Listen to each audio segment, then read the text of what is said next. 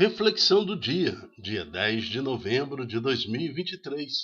São Leão Magno, Papa e Doutor da Igreja. Sexta-feira, cor litúrgica, branco.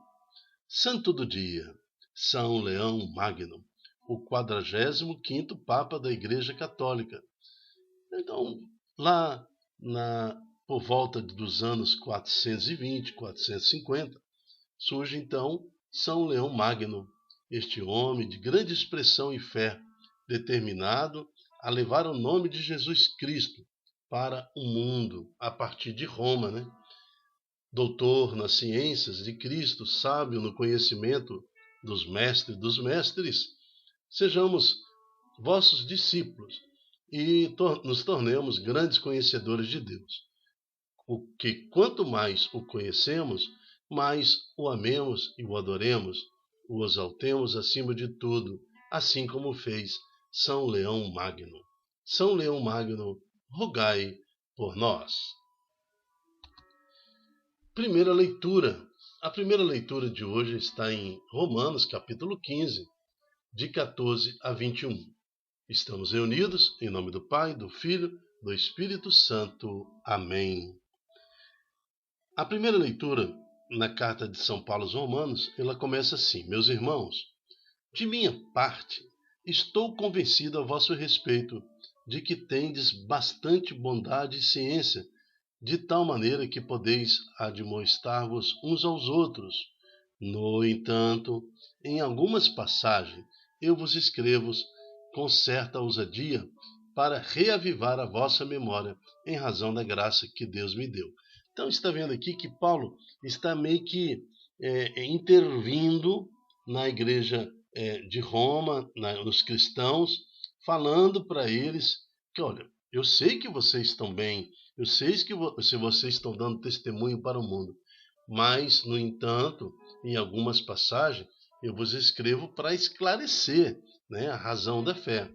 Então, nessa primeira leitura, já reforça, por exemplo, aqui, uma pessoa igual São Leão Magno, o 45º Papa, ele também ele reforçou, principalmente quando heresias e doutrinas estranhas tentam se infiltrar na igreja. Surgem pessoas como São Leão Magno e assim também como o apóstolo Paulo para orientar a igreja. A carta aos Romanos, ela continua. Por esta graça eu fui feito, voltar aqui que por esta graça eu fui feito ministro de Jesus Cristo entre os pagãos e consagrado servidor do Evangelho de Deus, para que os pagãos se tornem uma oferenda bem aceita e santificada no Espírito Santo. Então, é a graça que Deus dá e dá à igreja para que sejamos uma oferenda bem aceita e santificada no Espírito Santo. E ele fala isso também, colocando e lembrando que nós um dia fomos pagãos, que nós um dia também não conhecíamos a palavra de Deus, mas agora, conhecendo a palavra de Deus, nós nos tornemos uma oferenda bem aceita na santificação do Espírito Santo. Tenho, pois, esta glória em Jesus Cristo, no que se refere ao serviço de Deus. Não ouso falar senão daquilo que Cristo realizou por meu intermédio, para trazer aos pagãos a obediência da fé, pela palavra e pela ação, por sinais e prodígios, no poder do Espírito Santo de Deus. Essa foi a ordem que Jesus deu um pouco antes de voltar aos céus, logo na sua ressurreição, quando ele sopra sobre os apóstolos o seu Espírito e determina: ide para o mundo inteiro, aos quatro cantos do mundo, anunciai o Evangelho, batizai em nome do Pai, do Filho e do Espírito Santo. Então, assim, concretizando e fazendo acontecer aquilo que os profetas realizaram anteriormente a Jesus, anunciando que no tempo de Jesus, logo na sua vinda, todas as nações do mundo ouviriam e se converteriam ao Senhor Jesus. Assim eu, preguei o evangelho de Cristo, desde Jerusalém e arredores da Ilíria, tendo o cuidado de pregar somente onde Cristo ainda não for anunciado, para não acontecer de eu construir sobre o alicerce a lei. Agindo desta forma, eu estou de acordo com o que está escrito. Olha a profecia antes de Jesus. Aqueles aos quais ele nunca for anunciado verão, aqueles que não tinham ouvido falar dele compreenderão. Palavra do Senhor, graças a Deus. Isso é ser igreja. A igreja, ela não pode estar contida, freada nos seus muros. Ela tem que ser extramuro, ela tem que sair, né, e alcançar aquele coração que está neste mundo perdido. E como que a igreja sai? Como que a igreja ela se torna um ato missionário? Através de nós leigos, ao padre, ao sacerdote e todo o corpo clerical, realmente cabe estar lá, né, na igreja, na edificação, naquela limitação geográfica onde a igreja existe. Mas somos nós, ali, leigos, que evangelizados e conduzidos pela força eclesial, né, conduzido aí pelo magistério da igreja, que nós consigamos então anunciar esse evangelho.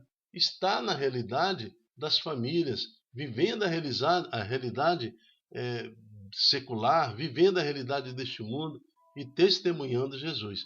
É isso que Paulo está falando aos romanos. E também foi essa dimensão santa e que chega a santificar as famílias que São Leão Magno defendeu, né, com a sua vida nos anos 420, mais ou menos.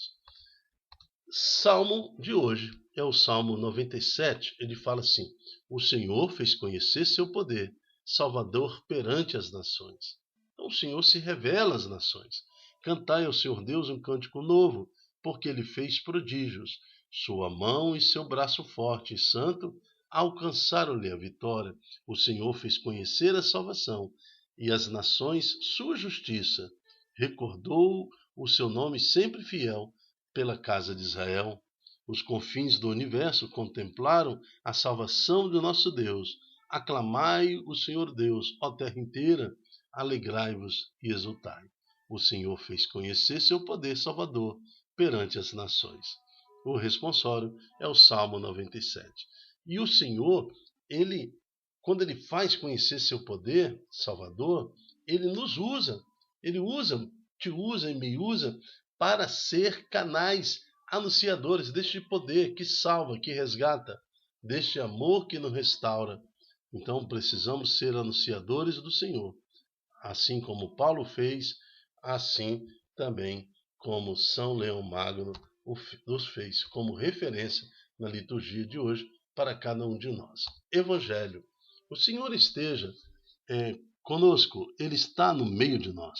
Proclamação do Evangelho de Jesus Cristo, segundo Lucas. Glória a vós, Senhor. Naquele tempo, Jesus disse aos discípulos: um homem rico tinha um administrador que foi acusado de esbanjar os seus bens. Ele o chamou e disse: o que é isto que ouço a teu respeito? Presta conta da tua administração, pois já não podes mais administrar os meus bens. O administrador então começou a refletir: o Senhor vai me tirar a administração. Que vou fazer? Para cavar, não tenho forças. De mendigar, tenho vergonha. Já sei o que vou fazer. Para que alguém me receba em sua casa quando eu for afastado da administração. Então ele chamou cada um dos que estavam devendo a seu patrão e perguntou ao primeiro: quantos deves ao meu patrão? Ele respondeu: 100 barris de óleo. O administrador disse: pega a tua conta e senta-te depressa e escreve aí 50. Depois ele perguntou ao outro: e tu, quanto deves? Ele respondeu: 100 medidas de trigo. O administrador disse: pega a tua conta aí e escreve aí 80. E o Senhor elogiou o administrador desonesto, porque ele agiu com esperteza. Com efeito, os filhos deste mundo são mais espertos em seus negócios do que os filhos da luz. Palavra da salvação. Glória a vós, Senhor. Nós temos nessa parábola aqui é uma parábola. Então, Jesus está usando de uma conta, contando uma história, né? Então, nós não podemos achar que essa parábola ela tem condução, ela tem verdade, ela nos coloca diante de uma realidade que Deus quer nos revelar. Mas não quer dizer que o Senhor que elogiou o administrador desonesto, quer dizer que Deus elogia nenhum desonesto, não. Ao contrário, né? Deus repreende aquele que não usa de honestidade nas suas atividades diárias, principalmente junto aos irmãos.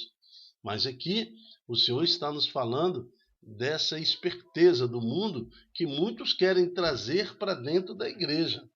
Dentro da realidade da liturgia de hoje, né, São Leão Magno, lá nos anos 420, ele combateu muita heresia, muito jeitinho dentro da igreja, muita gente querendo oferecer favor, principalmente às autoridades civis romanas, políticos, que queriam também saciar os seus desejos usando a igreja como ferramenta para isso. Aqui não, disse São Leão Magno. Assim também Paulo, na primeira leitura, nos orienta também, ele fala, a igreja em Roma está bem, mas eu preciso alertar vocês, eu preciso admoestar-vos para que vocês compreendam melhor a palavra. Não é nesse sentido, não. Ao contrário, né? Deus quer de cada um de nós uma conversão forte. Assim também nos fala o salmo de hoje. E o Santo Evangelho, está vendo como ele dá uma roupagem final a tudo? Porque é necessário cantar um cântico novo. E nesse cântico novo, nas nossas vidas, não há espaço para jeitinho dentro da igreja. Não há espaço para acomodação ou de acordos junto à igreja. Então, se está lá no mandamento, nos 10 mandamentos, não matar, não adulterar, não pecar contra a santa castidade, e assim vai, não adianta a gente querer fazer jeitinhos, né? Por mais o que seja que até na parábola elogiado aquele péssimo administrador do senhor lá do rei, né? Que ele fez um jeitinho. Se meu administrador, se meu chefe, né? Se meu senhor me mandar embora, agora já dei uma ajeitada aqui, né? Para que eu possa conviver bem com meus irmãos. Ele foi até elogiado pela sua ação de esperteza, mas no reino de Deus não cabe jeitinho, não cabe nenhum tipo de combinação, porque o que está escrito, Deus é o mesmo ontem, hoje e será sempre. A palavra de Deus não vai se adaptar, o evangelho não vai se adaptar, a doutrina da igreja não pode se adaptar e dar um jeitinho para acomodar este ou aquele pecado. Então é isso que nos traz a realidade desta parábola. O que é isto que eu ouço a teu respeito? Presta conta da tua administração, pois já não podes mais administrar os meus bens. Acho que aqui está o centro do evangelho de hoje. Não é esse jeitinho que o administrador infiel quer nos trazer, né? Ou que tenta fazer em desagrado ao seu Senhor. O que é isto que ouço a teu respeito? Que sejamos então uma igreja firme, honesta, uma igreja enraizada na presença do Senhor Jesus, uma igreja que defende a sua doutrina conforme os mandamentos do Senhor. Que sejamos então servos do Senhor do Altíssimo, instrumento na mão de Deus para a conversão sincera de almas de homens e de mulheres. Amém. Eu me chamo Dilton Góes. O nosso projeto chama-se Ai de mim se não evangelizar. Seja você também um evangelizador. Multiplique em suas redes sociais esta palavra para que mais corações estejam sensíveis à presença do nosso Senhor Jesus.